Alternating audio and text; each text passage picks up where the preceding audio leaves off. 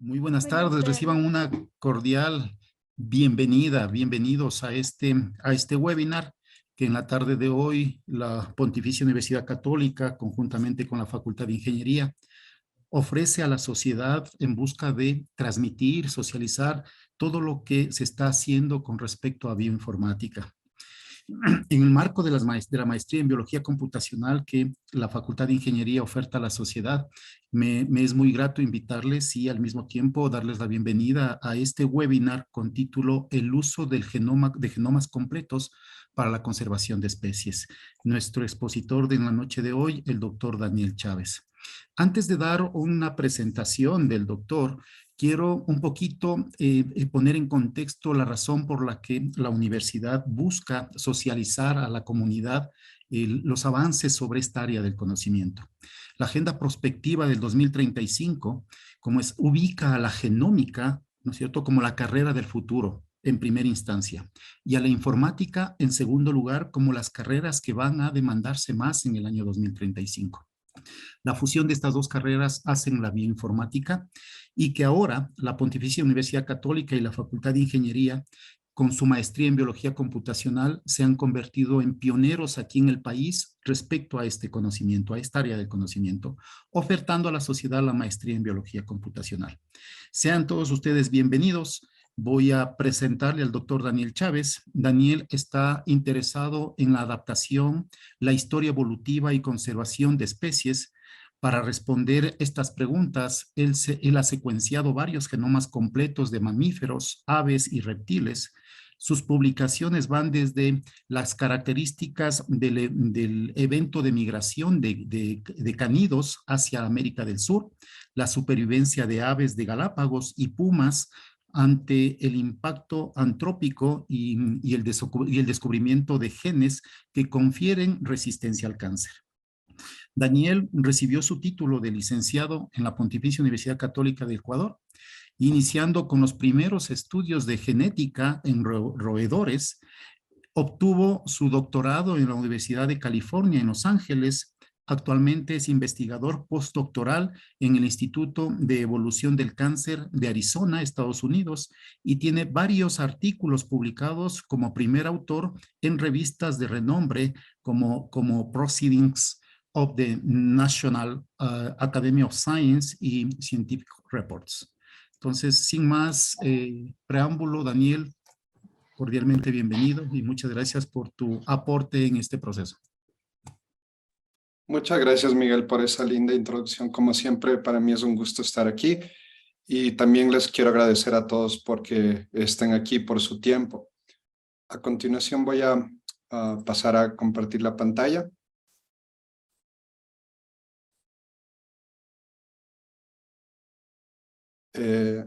¿Se me escucha bien y se ve bien la pantalla? Sí, Daniel, adelante, por favor. Sí, Pues bien, es interesante lo que está pasando. Estamos observando un cambio de la genética de conservación y a raíz de los genomas está comenzando a haber un cambio en la teoría, un cambio en la práctica, que se suele ver cuando hay una nueva oleada de datos. Y es muy emocionante que estemos siendo parte de este proceso. Quiero dejarles primero con esta pregunta y pueden pensar en ranas, en drosófilas, en cualquier modelo de especies que ustedes tengan.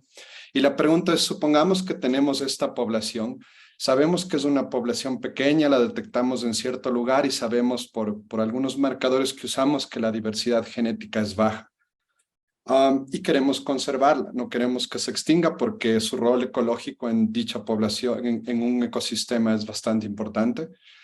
Y sabemos que existen poblaciones alrededor que podríamos usarlos como candidatos para aumentar la diversidad genética de la población que está a la izquierda.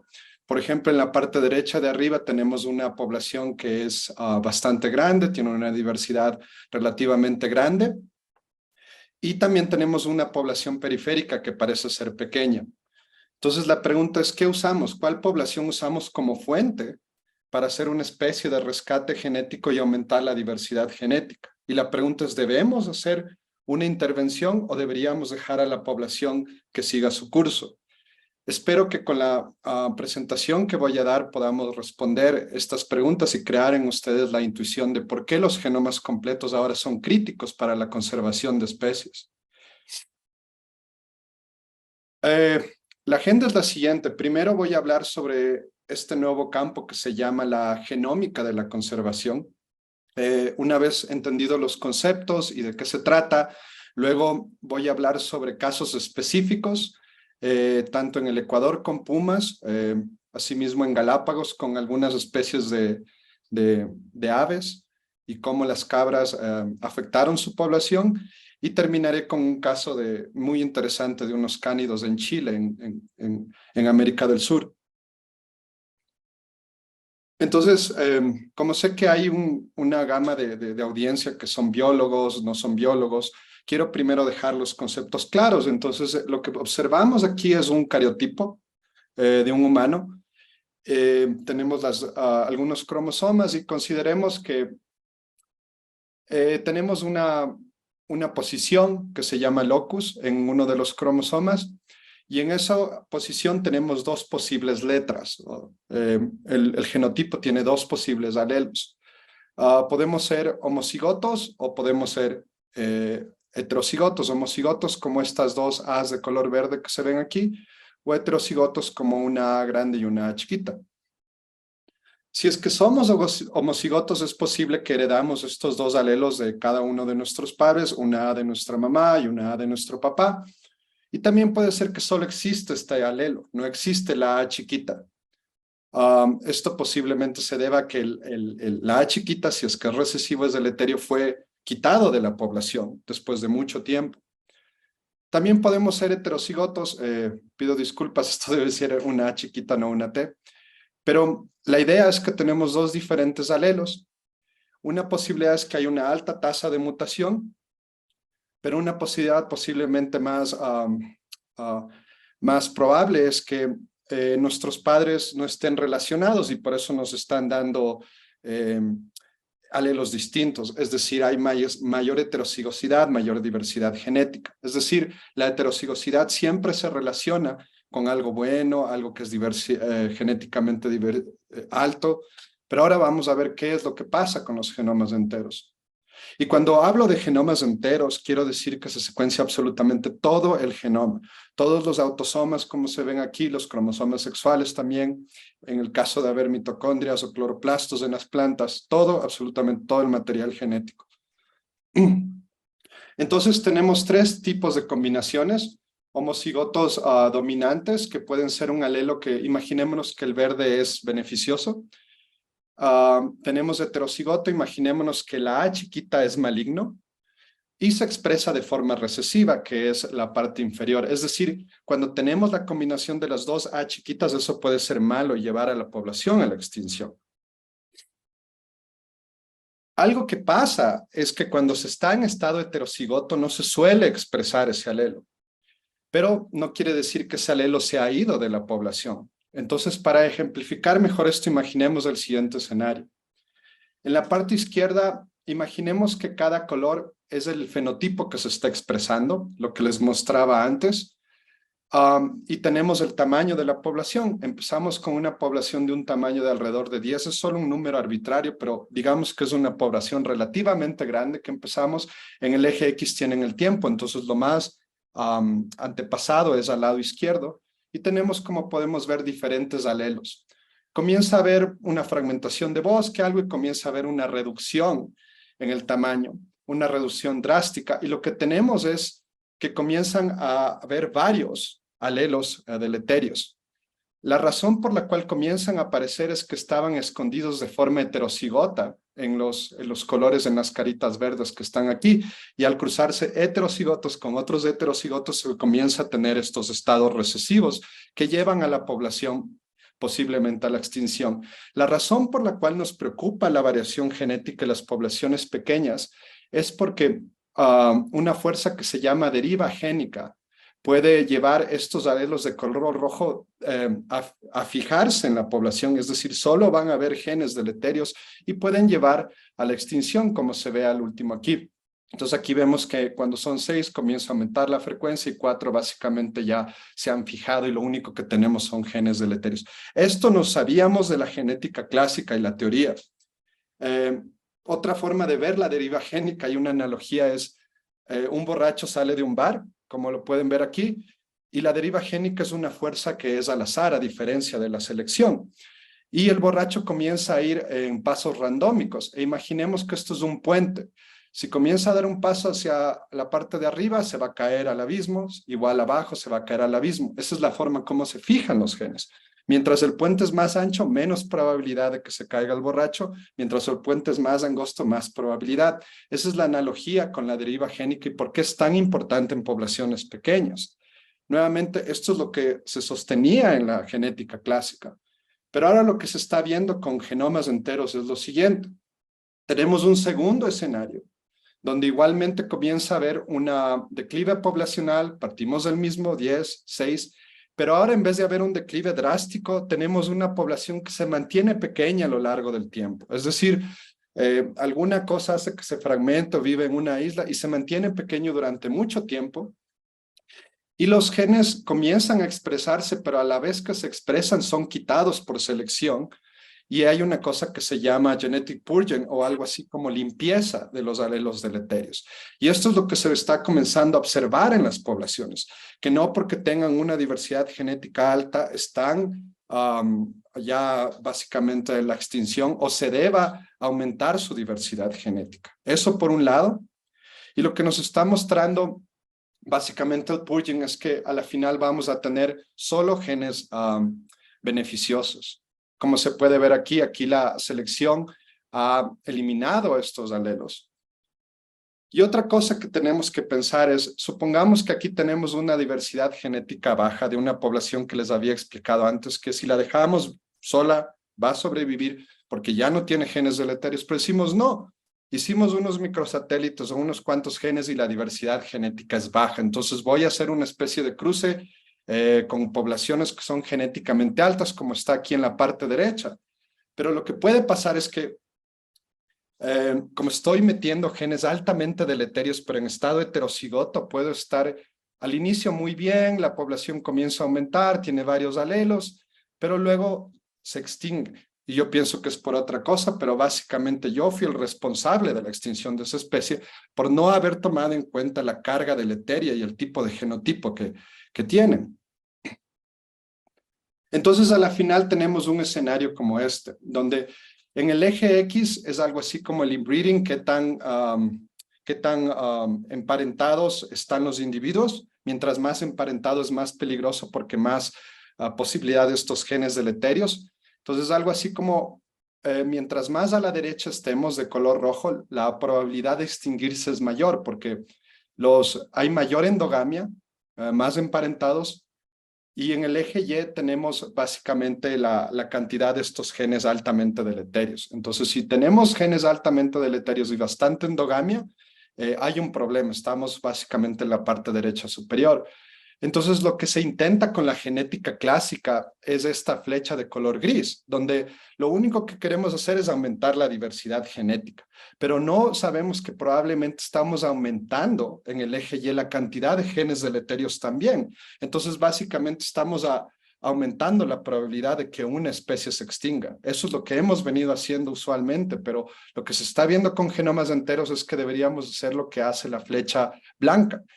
No solo disminuir, aumentar la diversidad genética, pero hacerlo sin aumentar la cantidad de genes altamente deleterios que están en estado heterocigoto. Otra forma, existen pruebas de esto, no es solo teoría, obviamente los genomas enteros nos han comenzado a darnos cuenta de esto. Por ejemplo, en este gráfico, en el eje Y tienen diferentes nombres de especies en inglés de diferentes cánidos. En el eje X la cantidad de heterocigosidad, que es un proxy de la diversidad genética. Si es que la diversidad genética por sí sola fuera un buen indicador de cómo está una población, todos los de abajo deberían ser de color rojo. Es decir, este es qué tan amenazada está la especie, verde no muy amenazada, y se comienza a aumentar hasta un color rojo donde es altamente amenazada. Si es que la diversidad genética siempre fuera un proxy de eso, todos los que están en la parte de aquí, una diversidad genética baja, deberían ser de color rojo, pero no es el caso. Hay algunos que están bien, otros que están mal. Y es posiblemente porque, a pesar de que todos tienen la misma diversidad genética, los que están en color rojo posiblemente atravesaron un cuello de botella muy rápido, donde varios genes deleterios se fijaron, versus que los que están en color tienen una diversidad genética similar baja, pero tuvieron este proceso de limpieza durante largo tiempo y es una población que no tengamos probablemente que tocar o hacer nada. Otra prueba de esto, aquí tienen en el eje Y, es la cantidad de individuos de unos lobos que existen en Norteamérica en una isla por la parte de Alaska que se llama Isle Royale, y los diferentes años que se hizo el censo. Entonces fue preocupante porque se sabía que había endogamia, hubo pocos fundadores y la población comenzó a bajar. En el año de alrededor de 1995 metieron 5 lobos y dijeron altamente genéticamente diversos, entonces va a subir la población, y efectivamente la población comenzó a aumentar hasta cierto punto, pero alrededor del 2011 volvió a bajar. No solo volvió a bajar, sino a niveles mucho más bajos de los que estaba originalmente. En el color amarillo que se ve aquí, o medio ocre, es la cantidad de presas que hay. Entonces no es por la falta de presas ni por el ambiente. Lo que se hizo es que se introdujo genes altamente deleterios de forma heterocigota y básicamente se le sentenció al lobo. Aquí hay una especie de aumento porque ahora están metiendo más lobos, pero no se sabe si están siguiendo estos análisis genómicos para ver la cantidad de genes altamente deleterios. Entonces, ¿cómo podemos usar los genomas para darnos cuenta cómo están nuestras poblaciones? Una forma es hacer unas llamadas corridas de homocigosidad, y les voy a ejemplificar qué significa eso. Supongamos que tenemos un gen, y con esto espero que se den cuenta por qué los genomas enteros son mucho más valiosos que usar unos pocos marcadores. Esto es un gen, y en base a este gen yo digo, bueno, sé que ser heterocigoto es algo que, bueno, algo que me dice que hay diversidad genética, entonces digo, bueno, hay un sitio heterocigoto, pero esto es un gen. Luego veo y digo, tengo plata para secuenciar otro gen, y digo, bueno, aquí hay 3 sitios heterocigotos. Entonces, ¿qué hago? Perdón, 5 sitios heterocigotos. ¿Qué hago con esto? ¿Es altamente, no? ¿Son genes deleterios o no? Porque no se, básicamente no se sabe qué hacer con pocos marcadores, pero si secuencio todo el genoma, comienzo a ver un patrón. Sigo secuenciando y de repente veo que la mayoría de genes y fragmentos a lo largo del genoma son genéticamente diversos. Tienen varios sitios que son heterocigotos. Entonces esto es bueno, esto es típico de una población que no ha atravesado un cuello de botella, que es una población grande, que se ha mantenido grande y que posiblemente sí tiene genes deleterios, pero de forma heterocigota, y probablemente no tenga que hacer nada con esa población. Puedo también tener una población que se ha mantenido pequeña y tiene diversidad genética a lo largo del genoma, pero baja, como esta que está aquí, donde básicamente los genes deleterios han sido eliminados. O puedo tener este patrón que es como un valle, donde tengo diversidad genética alta y de repente tengo estos valles donde no existe casi diversidad genética. Estos sitios me indican que hubo un proceso de endogamia reciente y que es una población que ha atravesado un cuello de botella bastante fuerte. Es posiblemente que sea un cuello de botella alto donde la población necesita algún tipo de rescate porque está mal. Volviendo a este ejemplo, ahora que ya saben qué significa estos scans de heterocigosidad a lo largo del genoma, cuando se analizó los lobos en diferentes tiempos, básicamente se observó eso. Aquí tienen en el eje Y algo parecido a lo que les mostraba, estas barras de cuántos sitios heterocigotos. Cogemos ventanas de miles de pares de bases a lo largo de diferentes cromosomas y comenzamos a encontrar estos valles que les contaba. Esto nos dice que los lobos de esta isla tuvieron un cuello de botella bastante fuerte y muy rápido. Y es una población que necesita ser tratada, pero de una forma inteligente, ¿no? Es decir, cojo algo con genética alta y la cruzo con estos lobos. No necesariamente. Tengo que pensar qué estoy ingresando a la población. También puedo cuantificar cuántos de estos fragmentos tengo. En el color más rojo, rojo oscuro, tengo la cantidad de ventanas de estas llamadas corridas de homocigosidad. Mientras más larga sea una ventana, probablemente más endogamia hubo y más problemas tiene la especie. Y aquí veo que justamente los que son de este Isle Royale, que están en negrito, son los que tienen más de estas ventanas, versus que hay otros como el coyote o algunos lobos del Ártico que básicamente no tienen porque están bien, no han sufrido estos cuellos de botella bastante fuertes. Entonces, por primera vez podemos saber, sin tener un censo bastante preciso de una especie, si hubo un cuello de botella reciente, si hay genes deleterios, y si es una población que está en estado crítico o no. Otro paper que salió muy famoso de mi laboratorio fue este, que se publicó en Science. Se hizo un acercamiento muy similar, pero este es el otro lado de la moneda. Imagínense, esta es una especie que se llama vaquita, que es un delfín que vive solo en la costa de California y de México. Y lo que se hizo fue secuenciar 10 individuos que probablemente sea lo único que existe ahora. Imagínense, solo existen 10 individuos de esta especie, no existen más. Y lo que se esperaba es, en base a la teoría, es que la especie esté hecho pedazos, en base a la genética clásica, que esta especie esté básicamente destinada a la extinción.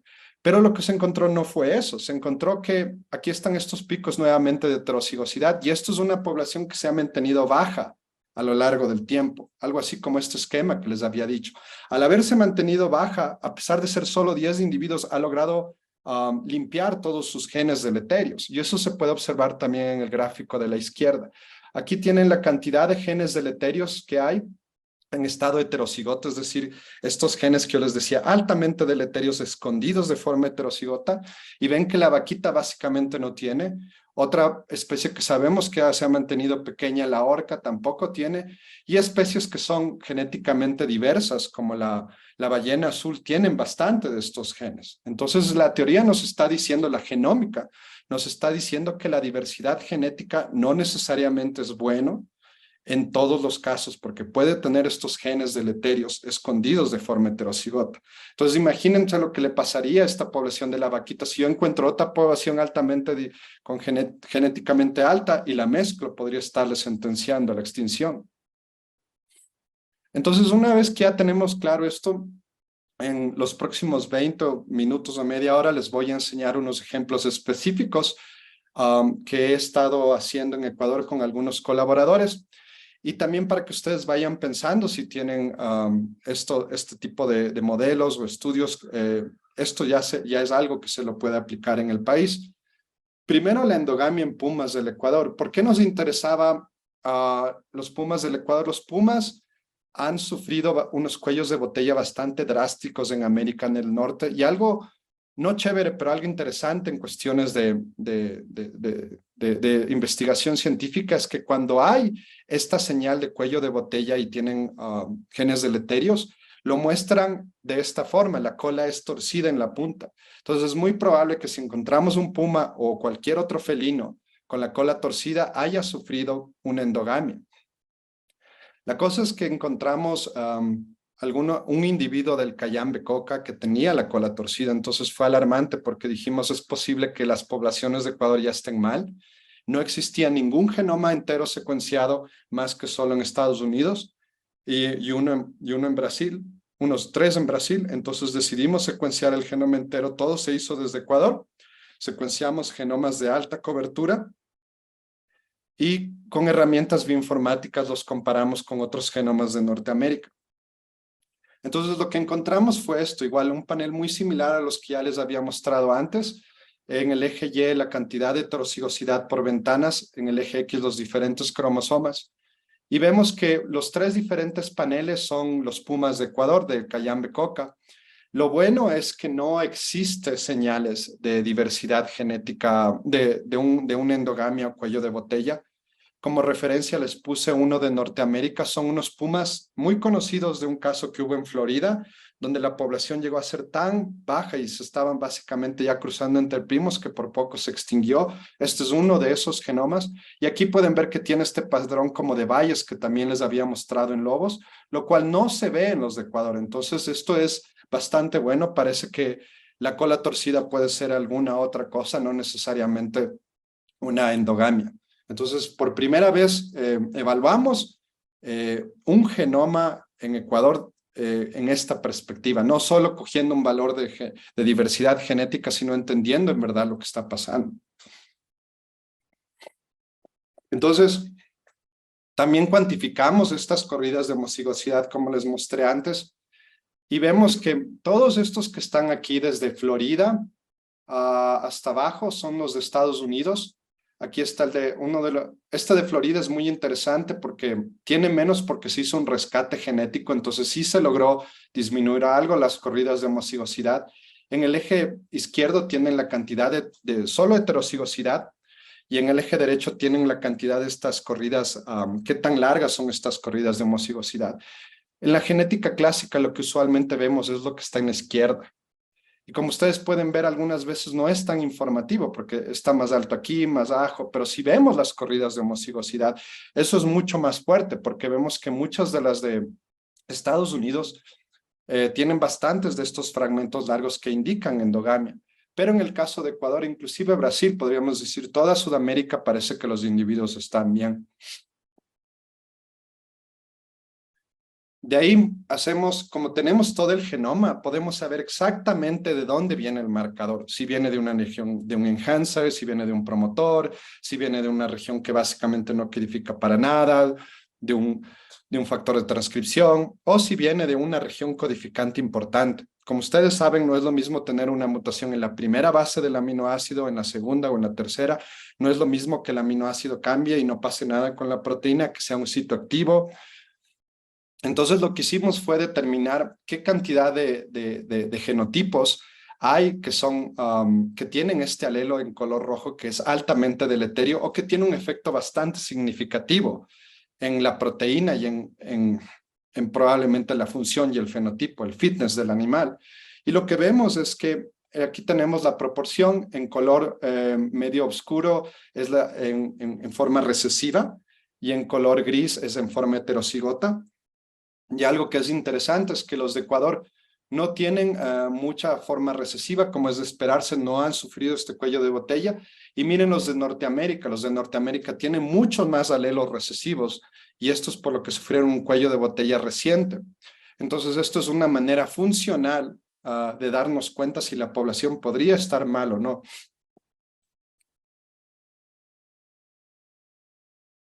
Algo interesante es que este de Florida, tenemos 3 de Florida. Este de Florida que está aquí, que tiene un color más bajo, es porque se hizo un rescate genético. Se cogió un individuo de un zoológico, se hizo que se cruce con la población y se logró bajar esta diversidad genética.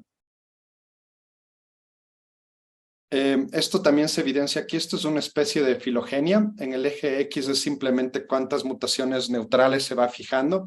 Y lo que podemos ver es aquí este flujo genético entre unas poblaciones de Ecuador y esta de Florida que les mencionaba, la anterior que está aquí, esta de Everglades. No existe la posibilidad de que un animal pueda trasladarse hasta Florida desde Ecuador. Lo que pasó es que parece que el individuo del zoológico que usaron tenía genotipo de América del Sur. Entonces, básicamente se está introduciendo un nuevo haplotipo. Esto es también algo que tenemos que pensar cuando reintroducimos una especie. Si tenemos un sapo, por ejemplo, en cautiverio, lo vamos a reintroducir en otra población, ¿qué haplotipos estamos metiendo? ¿Qué alelos que van a permitir una adaptación local estamos metiendo? Entonces, por primera vez en el Ecuador podemos analizar esto con genomas enteros. Ahora, voy a hablar sobre este caso muy interesante de las aves de Galápagos, específicamente de los rálidos.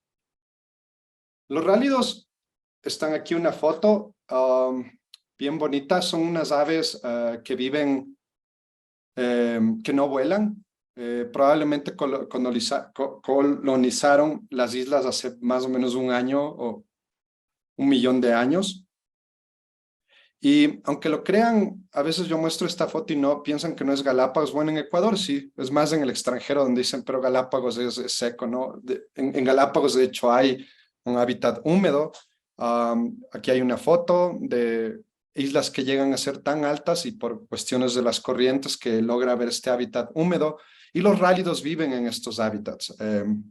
En la mayoría, porque se sabe que también vivían en manglares, en alguna isla que se extinguió, pero en la mayoría viven en estos hábitats húmedos. Aquí tienen un mapa donde muestra la distribución histórica de estos individuos. En Fernandina me parece que habitaban en manglar. En las demás islas me parece que habitaban en las zonas altas, en las zonas húmedas. Y lo que pasó es que eran abundantes, inclusive el propio Darwin menciona que cuando él caminaba básicamente estaban por todo lado.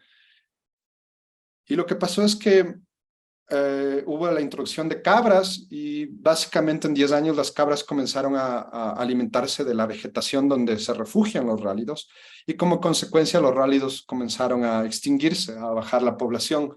Hay censos poblacionales inclusive de profesores de nuestra universidad, de la PUCE, como el Gite de Vries, donde él se da cuenta que las poblaciones van bajando a través de los años. Y lo que se sabe es que se extinguieron en todas las islas donde hay una cruz y su población bajó en las islas donde hay una flecha direccionada hacia abajo. Luego, los que hemos cogido ecología con De Vries, igual sabemos que hubo un esfuerzo bastante fuerte para eliminar las cabras hasta con helicópteros, con fusiles, etcétera. Y se logró erradicar aproximadamente 150,000 cabras de diferentes islas en base a algunas estimaciones.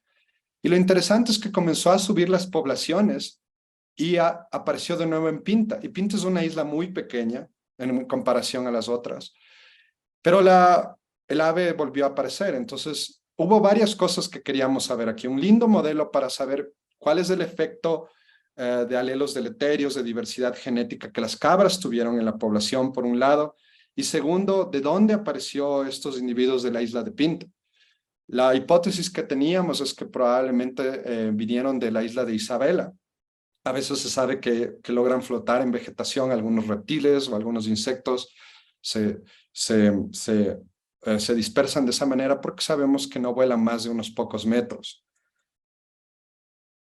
Entonces, primero, para poner un contexto histórico, queríamos saber cuánto tiempo han también permanecido aisladas para ver si han permanecido aisladas durante el tiempo o han sido poblaciones grandes que había flujo genético. Entonces hicimos un modelo biogeográfico. Este modelo biogeográfico, los colores que están en las diferentes cajas, en las diferentes ramas terminales, representan las islas actuales que están en la parte derecha, los colores, por ejemplo, la roja es Pinta, la azul celeste aquí es Isabela. Esto es un árbol filogenético en base a todo el genoma. Y lo que tenemos en los nodos es la probabilidad ancestral de cierta distribución. Entonces vemos que en un inicio había una probabilidad que se ve aquí como en color púrpura, donde todas las poblaciones estaban mezcladas. Entonces tenemos algo así como en la parte superior. Sabemos que en cierto tiempo el agua se reducía en los ciclos del Pleistoceno y las islas se conectaban. Entonces creemos que en un inicio había una sola población en toda la parte central. Luego creemos que las aves todavía podían volar y se lograron diversificar primero a Pinta, que es la primera que logra diversificarse de esta zona central, que está aquí en de color rojo, y luego tenemos las últimas que se lograron separar, que básicamente son Santiago y Santa Cruz. Entonces, primero, repito, la primera que se separó, perdón, fue Isabela, que está en color celeste. La segunda que se separó fue Pinta, probablemente por una migración. Y al último ya tenemos la separación de todos. Entonces esto nos dice que probablemente Pinta e Isabela son unas de las poblaciones que más estuvieron aisladas durante el tiempo y les permitió probablemente liberar todos estos genes deleterios. Para responder la pregunta de dónde viene la nueva población de Pinta que se encontró, Lo que hicimos fue secuenciar, hacer un PCA en base a todo el genoma, y lo que podemos ver aquí son los componentes de los diferentes SNPs. Vemos que el PCA1, por ejemplo, explica casi el 8% de la variación, y vemos que Pinta está muy arriba de los demás. Si es que fuera una reintroducción de Isabela o de alguna otra isla, estuviera acá abajo con el grupo de Isabela o el grupo de Santiago y Santa Cruz, pero es muy distinto. Entonces esta parece ser una población que de alguna forma sobrevivió a un declive bastante drástico de las poblaciones. Igual hicimos un análisis de estructura y vemos que Pinta tiene su propio clado, su propio haplotipo.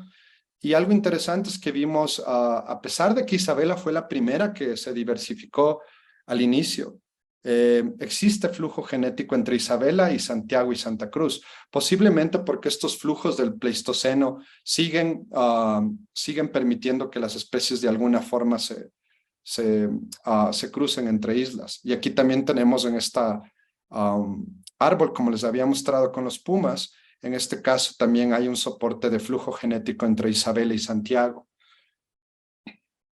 Cuando hicimos este scan de diversidad genética, sí vemos algunas ventanas en Pinta, pero no es tan considerable. De hecho, la diversidad genética es muy similar en todas las islas y parece que ha sido baja a través del tiempo. Es decir, que en sí las poblaciones se han mantenido pequeñas en todas las islas, a pesar de estos escenarios de conexión de islas.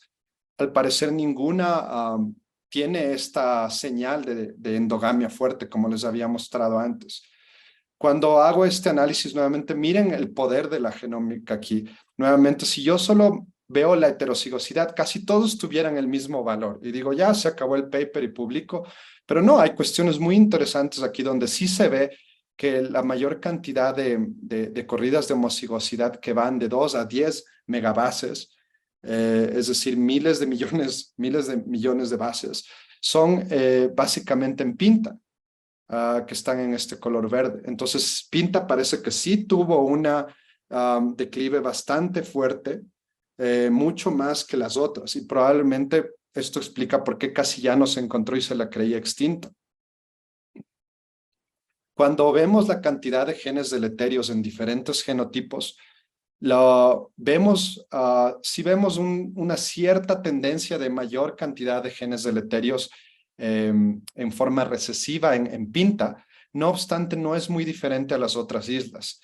Y cuando vemos la carga de heterocigosidad, vemos que de cierta manera igual es muy similar.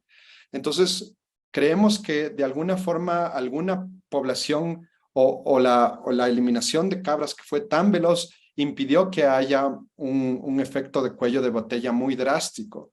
Y también el hecho de que probablemente estos genes que nosotros pensamos que son altamente deleterios, en verdad no lo son levemente deleterios, porque es una población en una isla que se ha mantenido pequeña y por este filtro, purging selection, no ha habido una endogamia fuerte. Y por personas que han visitado Pinta y estas poblaciones, yo sé que no parece que haya una señal fuerte que sugiera que están en problema. Y para terminar, voy a hablar de un caso de un zorro de Chile, que es el contraste a lo que ocurrió en Pinta. En América del Sur existe esta radiación muy interesante de cánidos. Tenemos aquí un mapa de América del Sur y lo que encontramos es que aquí tenemos una filogenia con las diferentes especies que están en inglés. Esto es muy similar al modelo biogeográfico que les mostré con los rálidos de Galápagos, pero es con las especies de cánidos. En las ramas terminales, en los rectángulos de color, vemos si es que es de color azul, es de la parte oeste de la parte oeste de los Andes, si es que es de color negro de la parte central y si es de color rojo de la parte este.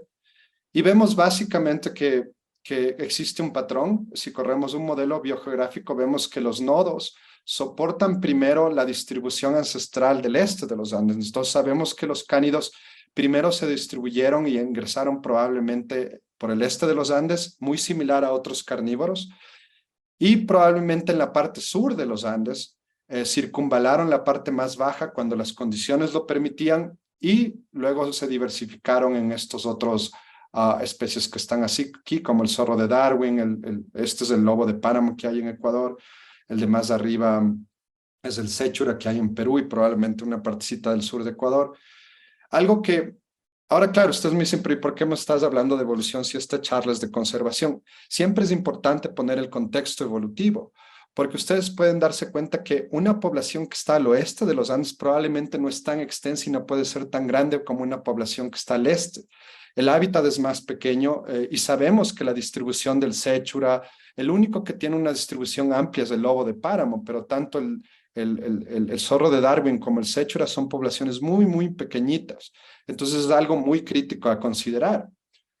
El problema que vimos con el zorro de Darwin, aquí está un mapa de la distribución del zorro de Darwin, es en la parte sur, en la parte de Chile, en un parque que se llama Nahuel Buta en el continente, y también existe en una isla que se llama de Chiloé. Esta colonización probablemente fue reciente, similar a la que yo les mostré antes de los lobos, pero en este caso sabemos que las poblaciones de la isla no están tan mal. El problema es que en el continente hay muchos problemas. Los perros y otras cosas han hecho que la población que tenía una extensión continua ahora esté fragmentada y solo en los lugares donde se ve aquí en púrpura ya no hay y está fragmentado. Entonces lo que hicimos fue secuenciar todo el genoma y lamentablemente encontramos el mismo patrón que se ha visto en los lobos de Norteamérica y en los pumas de Norteamérica. Un patrón con estas corridas de homocigosidad, como se puede ver aquí. Cuando cuantificamos esto, fue bastante preocupante porque sí es verdad que las de Chile tienen corridas de tamaño intermedio, pero las únicas de todos los animales silvestres de cánidos sudamericanos que encontramos fue las de Nahuel Buta. Estos animales tienen corridas de homocigosidad muy largas que indican una endogamia reciente. Algo interesante es que aquí hay un pushto, que es este perro venadero. Este perro venadero es de un zoológico, este que está aquí en azul.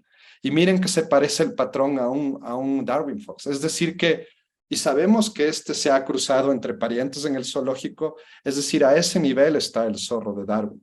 Entonces, tenemos que comenzar a pensar qué hacer con este zorro, porque es muy probable que si lo dejamos solo, pueda llegar a extinguirse. Es posible que haya que trasladar individuos desde la isla de Chiloé a la parte del continente.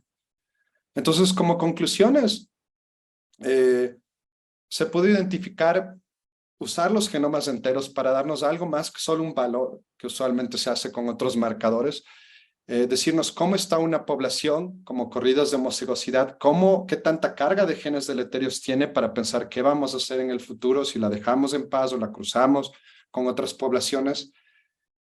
Los pumas del Ecuador se encuentran, parece, relativamente bien, pero ojo que estos solo son los de Cayambe Coca. Nos preocupa mucho los de la costa. Los del Chocó probablemente estén mal. Sabemos, existen personas que nos dicen que hay colas torcidas y necesitamos secuenciar esos animales para saber en verdad cómo está la población en América del Sur. Es posible que se recomiende una introducción del zorro de Darwin, pero se debe secuenciar más individuos y se debe cuantificar la cantidad de genes deleterios en forma recesiva y cómo eso, hacer modelos para ver cómo eso puede afectar o no la población en un futuro. Y en los rálidos parece que si es que se requiere una reintroducción en pinta, aunque hasta ahora la genómica no sugiere eso, podría posiblemente ser de Santa Cruz, porque Santa Cruz tiene la cantidad de genes deleterios en forma recesiva en menor cantidad que el resto. Entonces posiblemente tenga un efecto más leve que pasarlos, por ejemplo, de Isabela. Entonces vuelvan a pensar en esta pregunta. ¿Y qué hacemos? Ahora espero que hayan logrado esta intuición de posiblemente debamos hacer un estudio más allá de solo saber, la diversidad genética es alta o baja y punto. Y esto es muy crítico porque seguimos describiendo especies, a veces las guardamos en cautiverio, pero no tenemos absolutamente nada de información sobre carga deleteria, sobre cómo están las poblaciones. Y posiblemente si las introducimos o las cruzamos se lleguen a extinguir o si las dejamos solas. Entonces, esto es un buen momento para hacer esto. Existen, ya los genomas enteros están siendo cada vez más baratos. Existen maestrías como la que está ahorita en la PUSE de bioinformática, donde se puede aprender estas herramientas. Y yo creo que ya no hay excusa para decir, no, yo no sabía o no me dijeron y por eso mis especies se extinguieron. Y quiero agradecer a todas estas personas, dividí como en dos partes. Todos los de la izquierda son mis mentores en Estados Unidos. El único que es medio como híbrido es el Jaime. El Jaime se graduó en la PUSE, estaba en la San Francisco y luego ahora está en Estados Unidos. Pero el resto son varias personas que han sido muy importantes. Jacqueline, ella me enseñó todo. Ella es la que hizo el artículo de las vaquitas del delfín que les mostré en Science y también de los lobos de Norteamérica. Ella me enseñó todas estas herramientas bioinformáticas. Con Annabel igual. Annabel es muy buena en eso y aquí todos los que están en la parte inferior me ayudaron en mis análisis o dándome muestras en los papers de cánidos más que todo. Jaime, con él estoy colaborando en los rálidos. Bob era mi mentor donde hice mi doctorado. Y los Pumas, he estado colaborando con gente de la San Francisco, donde me han prestado unos kits para extraer ADN y luego he conseguido fondos para mandar a Macrogen a secuenciar. Y en especial quiero agradecerles a ustedes, ya la puse, por darme este espacio que creo que es muy importante para divulgar no solo la investigación científica, sino también por qué la bioinformática es crítico para este tipo de estudios. Gracias. Muchísimas gracias, Daniel. Una excelente charla. Vamos a abrir el chat, por favor. Hans, si me ayudas con el chat, para que puedan formular sus preguntas, si desean hacerlo por escrito o si desean participar verbalmente, pueden, como es, hacer uso de la palabra. María Garzón, por favor, estás levantando la mano.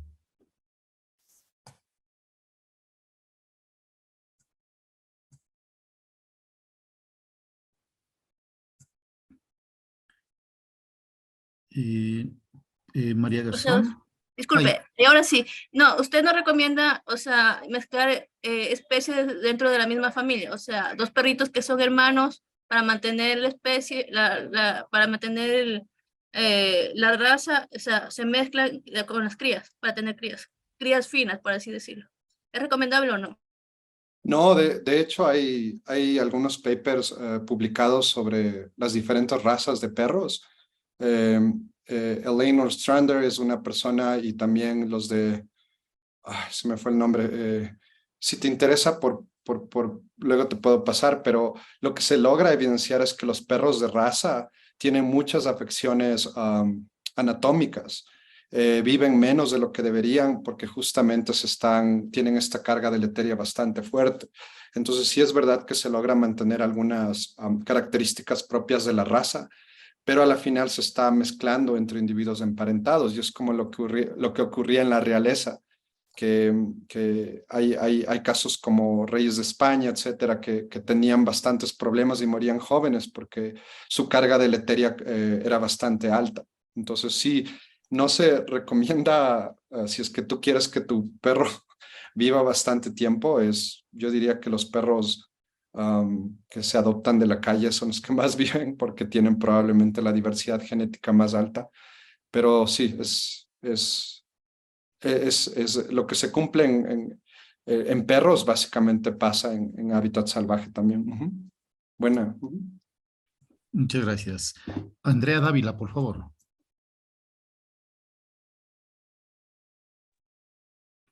Hola, buenas noches. Muchas gracias por la conferencia. Mi pregunta va en torno a, de pronto no es por la línea de tiempo en la que se está analizando estas muestras, que todavía no se ve la endogamia después de que una especie se recupera de un cuello de botella. Sí, ¿te refieres a las aves de Galápagos o a cuál de los ejemplos? Eh, a los pumas. A los pumas. Ajá, porque mencionabas que en el análisis que hicieron, a pesar de la poca población que queda, todavía no se han visto vestigios de endogamia, gracias a los estudios que han hecho, pero por el concepto, ¿no? Que se sabe que una vez que a pesar de la variabilidad genética que pueda quedar cuando una población es reducida, al momento en el paso del tiempo, esta población puede ir mermando y generar individuos con baja diversidad que igual al procrearse van a generar esta expresión de genes deleterios. Entonces, mi pregunta va que si es que de pronto las muestras que se tomaron de estos pumas, cuando se haga en una línea de tiempo, digamos, pasado 10, 15 años, se verá que de hecho sí existe la endogamia y que las muestras que tomaste ahora son como que el inicio por la reducción de la población. Sí, es interesante porque el tiempo es todo para ver esto y es como los lobos de Norteamérica. En algún punto se pensaba que estaba bien porque subía la población o se mantenía y de repente bajó. Pero yo creo que algo que está viendo ahora y no existía antes es que con la genética tradicional teníamos que esperar básicamente a ver qué pasaba, pues teníamos un valor, pero con la genómica ya podemos rastrear es como una alarma temprana que tenemos. Y yo creo que por lo menos en los pumas todavía no tenemos una señal fuerte de endogamia porque no encontramos ni genes deleterios en forma recesiva, ni tampoco encontramos corridas de homocigosidad que sugiere que se están cruzando entre parientes. Entonces eso posiblemente es un proxy.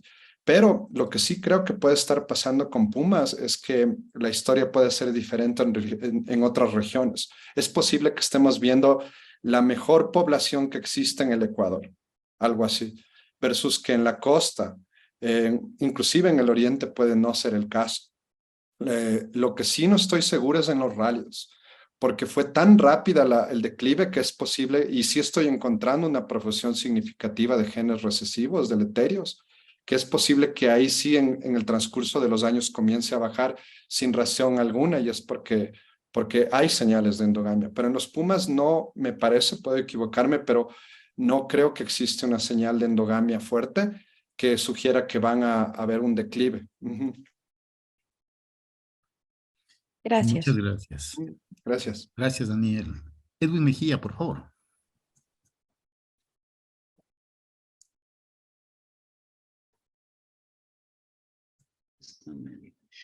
Muy buenas noches.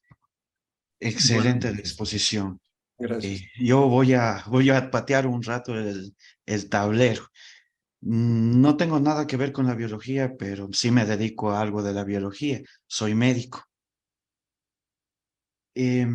¿Podríamos explicar el éxito de los parásitos en humanos siguiendo esta explicación de heterocidad y homo, y homos, perdón, no puedo, Ujú, ujú. sí, podemos explicar los parásitos siguiendo este modelo, porque nuestros parásitos en humanos tienen bastante éxito y se puede explicar por eso. No sé qué opinión le deba. Sí, yo pienso que podría ser, si imaginamos que cada humano es un hábitat y Ujú. que estrecharnos la mano o compartir cubiertos, etcétera, es una especie de corredor entre hábitats. Estamos hablando básicamente de un ecosistema que está siempre conectado entre subpoblaciones. Entonces, eso es lo que idealmente se quiere tener en una población silvestre. Una población de animales que sea grande, que tenga diversidad genéticamente alta, pero que no sea fragmentado. Entonces, si bien sus genes de forma deleterios de forma recesiva van a estar ahí, nunca va a haber esta reducción drástica para que se comiencen a expresar, y es posiblemente lo que pasa en los parásitos. Pueden tenerlo de forma heterocigota, pero no ha habido hasta ahora un escenario donde se reduzcan drásticamente y comiencen a morir. Entonces básicamente la deriva génica, como esta analogía del borracho y el puente, no se aplica, porque el puente es tan grande que cuando comienza la frecuencia alélica a moverse de un lado al otro, nunca se va a fijar en una población de parásitos. Entonces yo pienso que es una analogía interesante porque posiblemente también refleja lo que ocurre en humanos. No es que los humanos sean altamente tengan endogamia, a no ser de que hubo algún holocausto o alguna población esté aislada intencionalmente, pero en general los humanos tienen una diversidad genética bastante significativa estamos cruzándonos. Es muy difícil saber inclusive las razas si solo vemos el genoma, al nivel como lo hacemos en las especies silvestres.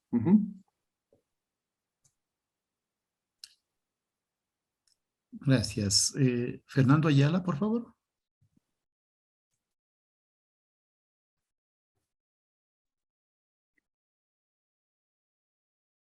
Buenas noches, Daniel. Muchas felicitaciones a los años que te veo.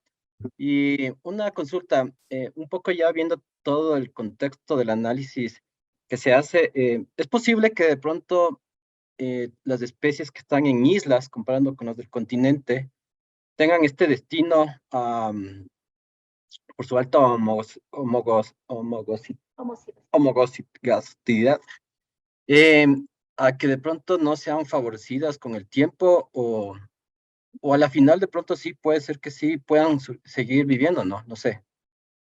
Sí, yo creo que las especies de islas como Galápagos, donde se han mantenido aisladas durante miles de años, por lo menos, a veces hasta millones, están favorecidas.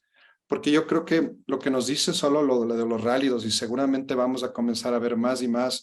Ya viene un paper de los cucúes también que hizo Sebastián, y así vamos a ir viendo más y más con genomas enteros. Es que al estar aisladas, logran tener esta especie de filtro, donde están pequeñas, pero es durante tanto tiempo que cada vez que un individuo expresa un gen altamente deleterio, ese individuo básicamente se muere y no se reproduce. Entonces llegas a un punto en que hay una especie de barrido de genes deleterios, donde solo se suele llegar cuando las especies están aisladas durante mucho tiempo y posiblemente también el ambiente. El ambiente de las islas, de cierta forma, a los predadores y todo, te permite exponer genes levemente deleterios, etcétera. Pero yo creo que el error sería en un futuro pensar que como algo es genéticamente diverso, digamos en el continente, y yo quiero salvar a la población, lo voy a meter en especies como las islas. Entonces las islas al parecer son entidades evolutivas muy particulares donde posiblemente lograron liberar su carga deleteria durante miles de años. Ricardo Zambrano, por favor.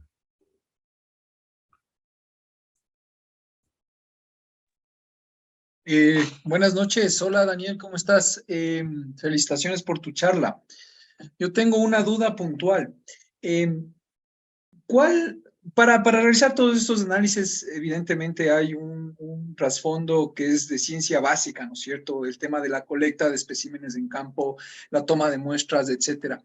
¿Cuál es la brecha que existe actualmente o cómo crees tú que está esto actualmente? La brecha entre esta ciencia básica, entre comillas, ¿no es cierto? Y el tener bibliotecas bioinformáticas completas para justamente realizar este tipo de análisis como los que has presentado tú aquí.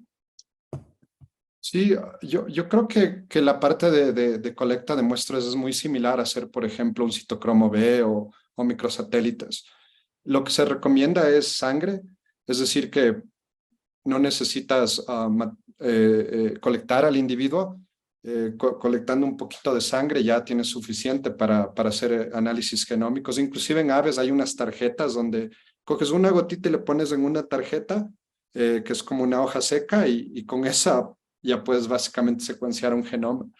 Entonces, básicamente en términos de colecta no hay ninguna otra dificultad de las que ya existen ahorita, inclusive probablemente menos, porque si no necesitas colectar el espécimen ni nada de eso.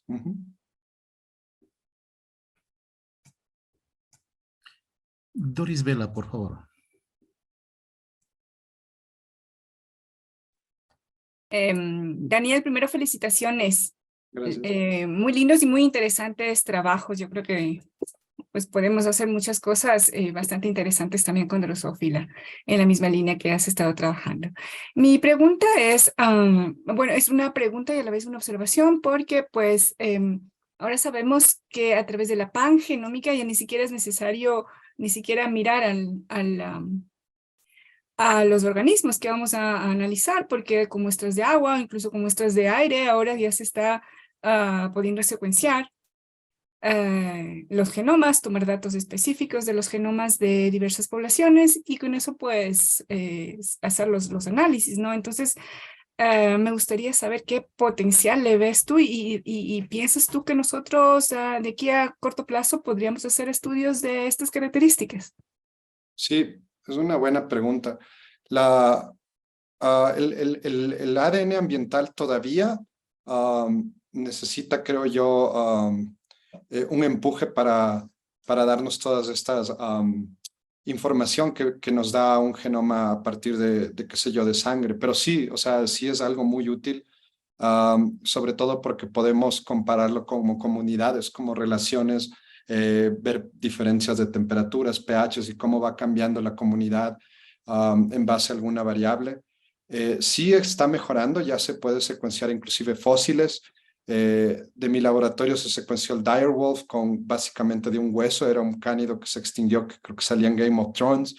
Entonces sí está mejorando. Y en el Ecuador yo creo que una de las mayores limitantes es la bioinformática.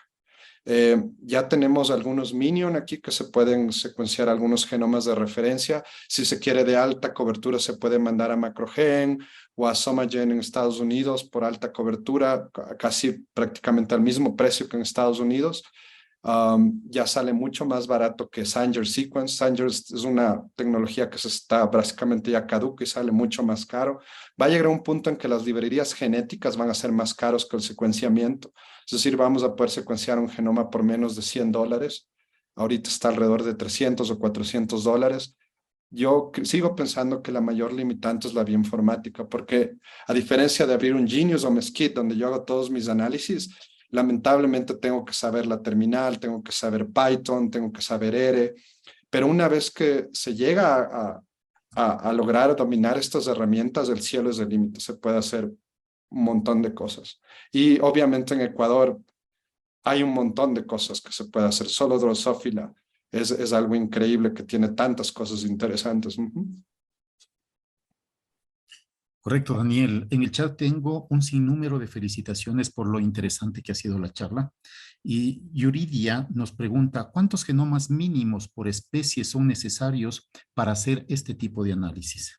Sí, lo bueno es que tienes tantos marcadores que podrías tener un citocromo B y 100 individuos y tienes la misma muestreo en 100 individuos, es decir, la misma tasa de un gen que básicamente casi no muta porque es codificante. Aquí tienes todo, tienes regiones codificantes, tienes factores de transcripción, tienes básicamente tanto regiones neutrales como codificantes que te pueden dar una idea mucho más fuerte de cosas que son malas para el fenotipo, cosas que evolucionaron neutral y están ligadas a cómo cambió la historia. Entonces, con uno ya puedes tener una idea y sirve, pero ya para hacer modelos demográficos más precisos se diría alrededor de 8 o 10 individuos por población. Se hace un análisis que se llama el Site Frequency Spectrum, donde haces frecuencia de alelos y básicamente lo que haces es corres un modelo en base a algunos parámetros y ves si ese modelo te saca un Site Frequency Spectrum y ves si ese se ajusta a lo que tú observas. Entonces tratas diferentes parámetros como migración, cambio poblacional a través del tiempo, mutación. Hay un montón de cosas increíbles que se puede hacer si ya tienes unos 8. Yo diría 8 genomas máximo por población es suficiente. En los rálidos, en las aves es mucho más barato porque son genomas más pequeños. Logramos secuenciar creo que como 10 por isla y sí se obtienen cosas muy interesantes. Correcto, Daniel. Desde Guatemala tenemos saludos y al mismo tiempo una ratificación sobre lo mencionado. Dice, Tomás dice, el consejo de las abuelas y los abuelos dice que ni seres humanos ni animales deben cruzarse sexualmente, porque los bebés nacen con defectos. Esta investigación da el soporte científico a estas afirmaciones. Gracias, Tomás. Tenemos también por acá felicitaciones y saludos desde Argentina. Como es Julia nos dice, bueno, es referente a la misma duda que teníamos respecto al número de genomas necesarios para realizar este tipo de análisis, lo que ya fue respondida esa duda. Por acá tengo otra pregunta.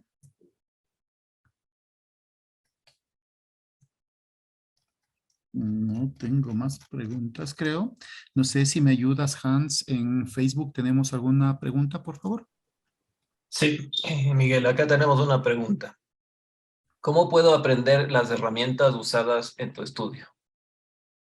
Es una excelente pregunta y como les dije, yo creo que tomen la oportunidad que existe de esta maestría. Yo la he explorado porque voy a ser uno de los instructores en el semestre que viene, gracias por la invitación de Miguel.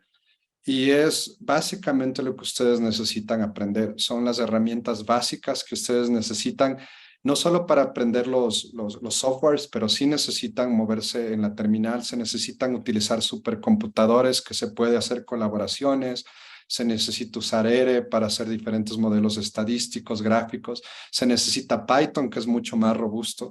Pero es una forma muy eficiente de enseñanza. Se comienza a enseñar la similitud y con casos específicos donde ustedes hacen proyectos cortos. Entonces sí, recomiendo que miren esta maestría que podría ser una de las primeras opciones. Y si son biólogos o veterinarios, etcétera, el poder que se gana de aprender bioinformática, pero ya tener las bases es abismal. Yo he trabajado con bioinformáticos, no los hago de menos porque son geniales, pero sí les falta siempre la parte, ellos solo ven datos, no ven genes deleterios, no ven poblaciones, no ven especies. Y cuando ustedes primero construyen los conceptos básicos de biología y luego aprenden bioinformática, es básicamente un poder increíble el que gana. Entonces recomiendo ver la maestría. Correcto, Daniel. Diana nos pregunta, en primera instancia dice, buenas noches, felicitaciones por la conferencia. Por favor, soy médica. ¿Cuál es la aplicación en bacterias beta-lactamasas con la genómica informática? Bueno, las bacterias son un modelo muy bonito porque tienen un tiempo de generacional bastante rápido. Entonces, todas estas cosas que nosotros tenemos que esperar años para ver si es que pasaron o no, en bacterias tú las puedes ver rápidamente. Es decir, tú tienes tus formas de cultivo y puedes hacer experimentos donde veas básicamente la cantidad de mutaciones, genes deleterios. De hecho, a inicios, cuando no se tenían los genomas, la genética básica se construyó en base a experimentos con bacterias. Inclusive conceptos ecológicos de la capacidad máxima de una población, etcétera, las puedes construir en bacterias. Entonces yo creo que con bacterias se puede pensar en la parte experimental. Y si ya tienes datos, yo creo que no sería un problema que comiences ya a encontrar un patrón. Qué sé yo, si tienes cómo la bacteria se ha ido adaptando a cierto antibiótico y cómo las mutaciones han ido cambiando, o cómo poblaciones de repente de bacterias se hicieron chiquitas, acumularon genes deleterios. Todo eso es mucho más fácil porque es más rápido en bacterias. Correcto. Eduardo desde Argentina pregunta, ¿podemos estudiar parcialmente el genoma a partir de espermatozoides? Sí, obviamente la línea germinal tiene básicamente el ADN. Es básicamente otra forma de colectar. Si hay forma de colectar, obviamente es súper bueno. Yo no vería ningún problema si puedes acceder a eso. Y lo chévere es que puedes ligarlo directamente al fitness de la especie, porque el espermatozoide es básicamente lo que importa para una especie. Si el espermatozoide está deforme, por ejemplo, tiene dos flagelos o no nada bien, eso es básicamente lo que determina el fitness. Entonces tienes, por un lado, datos del fitness y luego puedes comparar y secuenciar tu genoma del espermatozoide y ves si es que el fitness se relaciona a la carga deleteria. De hecho, eso se hizo con los pumas en Norteamérica. Se extrajo el esperma y no solo el ADN, sino el ARN, es decir, los genes que se expresan, y se pudo ver que se expresaban algunos genes altamente deleterios que codificaban para la forma de la cola del espermatozoide, y esto explicaba por qué los pumas se estaban extinguiendo. Súper interesante también eso. Muchas gracias. María Garzón, por favor, puede tomar la palabra. Buenas noches otra vez. Quería saber, usted dijo que el precio de la ¿cómo es que se llama? De la codificación genómica es de $400. ¿Es de aquí dentro del Ecuador o es en Estados Unidos?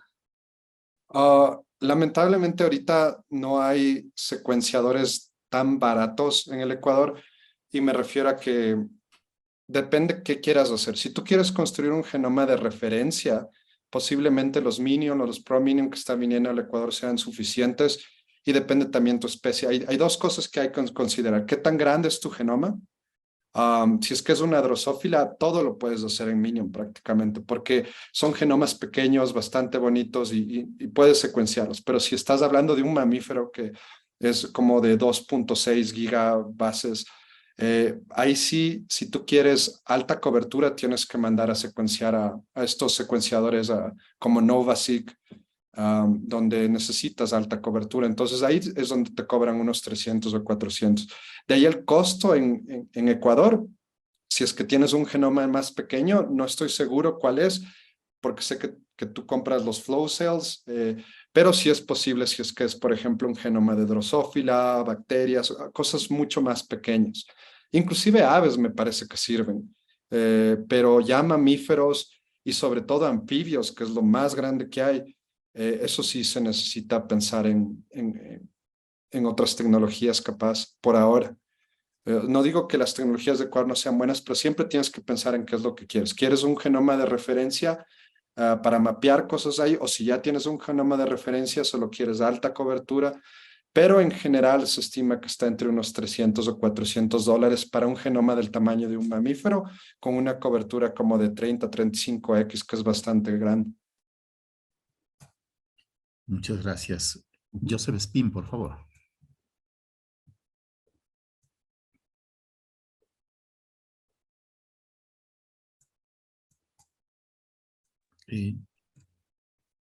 Adelante, Buenas Joseph. noches. Buenas noches. Tengo una cuestión. En cuanto a reptiles, digamos, en bipéridos, ¿qué herramientas bioinformáticas consideras necesarias para realizar análisis proteómicos, pero más profundos? De proteómica no estoy seguro a qué te refieres. Si es que es, si es que es modelar lo que secuencias de genómica para digamos, un modelo 3D de proteína donde veas las diferentes regiones y decir si es que la mutación cae en un sitio activo, es básicamente lo mismo que se ha hablado. Si es que te refieres como, aparte, validar con expresión génica. Ahora, si te refieres a estos ¿cómo se llaman estos aparatos que haces como por onda? ¿Cómo se dice las ondas? Se me fue. Que haces por absorción de flujos, creo que se llaman aparatos de flujos. Ahí sí no tengo mucha idea porque no he hecho, pero sé que es otra forma de validar. Es decir, tú tienes el ADN y quieres saber si tiene un efecto en la proteína. Entonces, lo que se puede hacer con el genoma es tú puedes determinar si tiene influencia si cambia el aminoácido y si el cambio de aminoácido cambia la proteína y su relación con alguna enzima o alguna otra cosa. Hasta ese punto puedes llegar. De ahí, otras cosas que puedes hacer para validar es hacer expresión génica, donde haces un knockout génico. Con CRISPR, por ejemplo, le cambias el promotor y le callas, le haces un knockout y ves si es que la mutación que tú encontraste cambia en verdad lo que estás viendo. O también puedes hacer me imagino que es se me fue el aparato, pero ves, básicamente pasas y te dice estas ondas, diferentes absorciones de ondas donde te dice, estos aminoácidos, etcétera, que creo que es otra forma, pero no estoy muy familiarizado. No sé si por ahí va tu pregunta.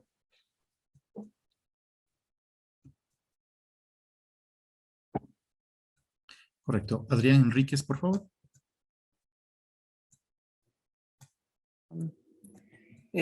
Saludos, una exposición súper interesante, ¿no? Tal vez se puede mencionar a modo de introducción cómo se cuantifican estos datos y cómo es el proceso para realizar las comparaciones o qué datos se eligen rescatar para llevar a las bases de datos y compararlas en estas bibliotecas. Sí, los datos es básicamente el ADN.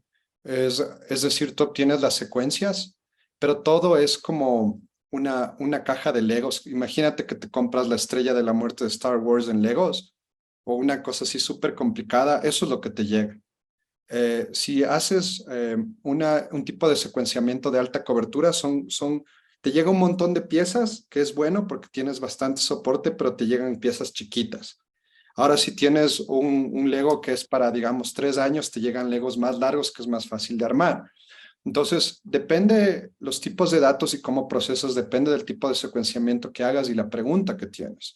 Entonces, una vez que tú tienes estas piezas de Lego, tienes que armarlas, o si es que un vecino tuyo ya armó, tú solo lo copias, que eso es algo así como mapear.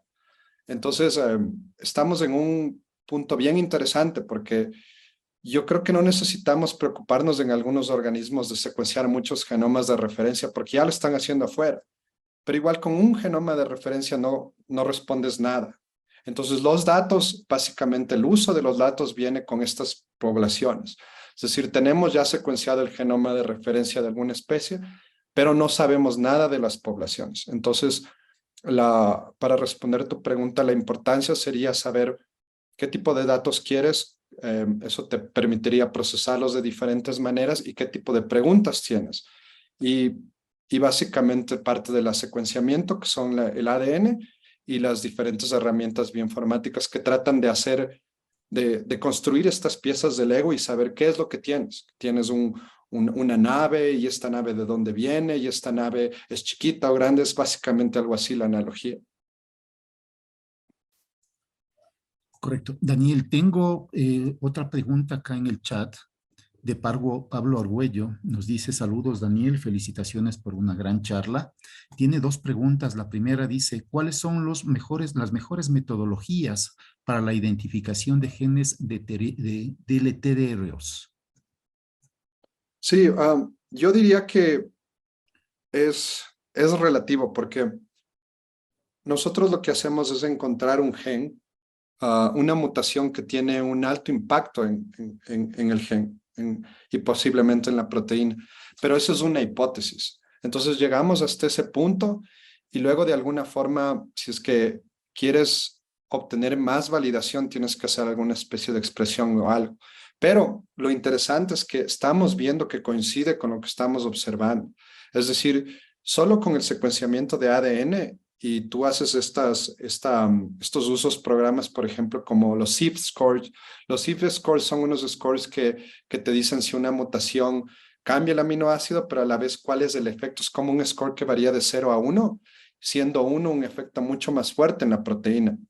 Y esto se hace porque muchos de los genes que los pumas, por ejemplo, también tienen los humanos, y muchos de los aminoácidos que también tienen los humanos, y se sabe por enfermedades o por experimentos también en ratones, si es que un cambio puede generar algo significativo. Entonces, básicamente usamos bibliotecas de animales de laboratorio y de humanos para que nos informen sobre las mutaciones que nosotros observamos.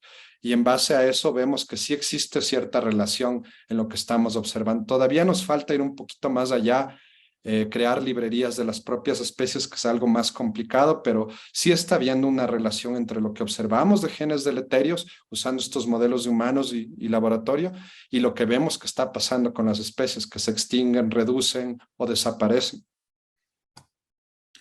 Correcto. La segunda pregunta dice: ¿cómo puede desarrollarse la relación de homocigosidad con genes deleterios en especies que pueden tener un rango de distribución amplio como ciertos tipos de aves o peces que abarcan cuencas enteras? Sí, en ese caso, si es que la población está conectada, depende de lo que tú quieras saber. Si te preocupa que las poblaciones periféricas, por ejemplo, puedan tener más importancia de conservación porque están menos conectadas, podrías secuenciar primero esas poblaciones periféricas y ver cómo están. Lo que se esperaría es que mientras más te metes en la distribución hacia el centro, estén bien porque hay un constante flujo genético.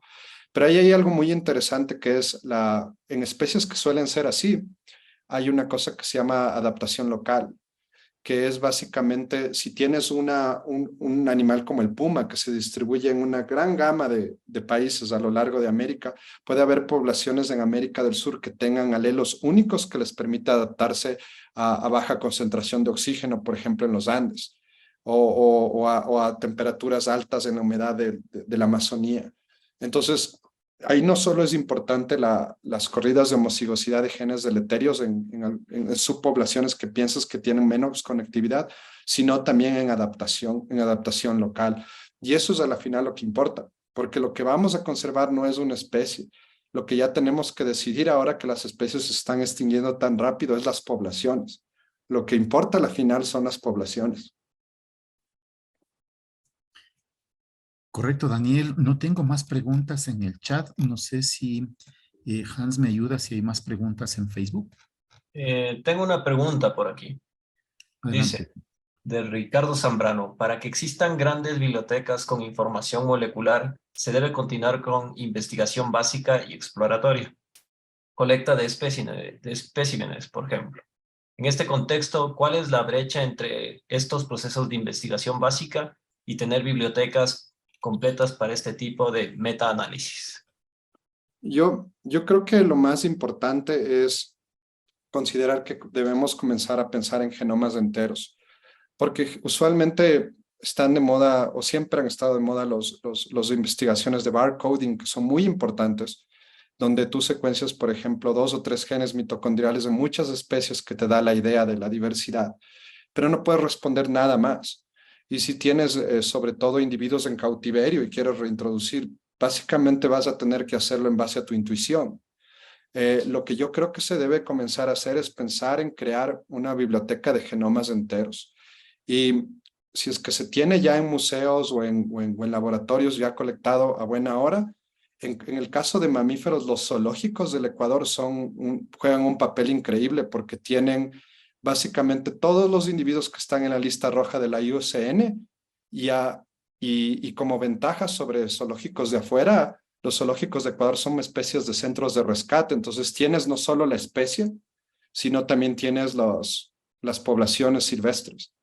Pero de ahí si se tiene en algún museo también se puede sacar, si se tiene especímenes, si se tiene una colecta de aves a través del tiempo de diferentes islas o hábitats. Todo eso se debe pensar ya en genomas enteros, pienso yo. No solo barcoding, que es interesante, pero pienso que ya la tecnología y las herramientas dan para hacer genomas enteros. Correcto, Tengo acá Daniel. una Muchísimas última gracias. pregunta, Miguel. Sí, adelante. Dice de Yasser Delgado, excelente charla y gracias por la información proporcionada. ¿Qué lenguaje de programación, Python o R, es mejor dentro del campo de la genómica y biología? Es relativo. La razón por la cual yo uso Python es porque es mucho más fácil y rápido. Bueno, no fácil, perdón. Es mucho más rápido. Es básicamente, puedes instalar tus propios ambientes. En vez de estar instalando en tu computadora todo, creas unos ambientes que se llama Conda Ambientes, Conda Environments, y básicamente ahí tienes toda la gama de herramientas que vas a usar en un análisis. Y si tú corres el mismo análisis, por ejemplo, buscar genes deleterios en un genoma, en Python versus R, Python es muchísimo más rápido. Es increíble la rapidez, pero sí son lenguajes distintos. R me gusta muchísimo, la gama de paquetes que tiene R es increíble para hacer análisis y sobre todo yo lo uso bastante para hacer las figuras. Es un lenguaje bastante interesante. Y de ahí para organizar todo es muy importante saber la terminal, Shell o Unix, que es como el abuelito, más el abuelito no es tanto como Perl, pero sí un poquito más abajo, menos sofisticado que Python y sobre todo R es el lenguaje más sofisticado que hay, es por eso que es un poquito más distinto al resto, pero todos tienen sus ventajas y desventajas, diría yo. Lo que no me gusta mucho en Python es hacer plots y sí, a veces los dependencies, las dependencias que necesitas para hacer un análisis de Python te cambian en un mes o en 2 meses ya tienes que volver a instalar. Esa es la única cosa negativa, creo yo, de Python. Pero todos son esenciales y útiles para estos análisis. Correcto. ¿Alguna otra inquietud, Hans? No, de aquí solo tengo ya felicitaciones de varias partes del país y de Latinoamérica. Es una excelente exposición. Gracias. Listo, Daniel. Muchísimas gracias. Para Diana, respecto a su requerimiento de oferta de información de bacterias, creo que podemos conversar un poquito más por interno para ver si podemos relacionarle con algún docente de la maestría que pueda proporcionarle la información respecto a Blee gram negativas y sus aplicaciones y tratamiento antibiótico, ¿no es cierto? De pronto y podríamos tener algún tipo de reunión, si le parece, y encaminarlo con algún docente que le podría guiar. Me parece información muy importante para arrancar investigaciones con respecto a bacterias, como decía Daniel, un ámbito muy interesante de la investigación que creo que no se está trabajando mucho al respecto. Estoy de acuerdo. La ponencia va a estar grabada, la vamos a levantar en el YouTube de la universidad, en el canal de YouTube de la Pontificia Universidad Católica del Ecuador. Si alguien de ustedes desea acceder a la grabación de esta ponencia, estará dispuesta a partir del día de mañana viernes, a partir de la tarde del día de mañana, para que ustedes la puedan descargar. Sin más preámbulo, Daniel, nuevamente muchísimas gracias. Felicitaciones por esta excelente charla. Hemos tenido una audiencia muy interesada en el tema. Felicitaciones y muchísimas gracias a todos los presentes. Seguiremos trabajando con estos webinars más adelante. Junio vamos a tener un grupo de webinars importantes sobre ciencia de datos también, que están muy ligadas a lo que significa análisis de datos biológicos. También es ciencia de datos, tanto en el ámbito biológico como en el ámbito empresarial. Entonces les invito a estar pendiente de los canales de promoción de la universidad para que puedan también participar de estos webinars. Nuevamente, Daniel, muchísimas gracias. Una muy buena noche para todos. Gracias a todos por su tiempo. Que estén bien.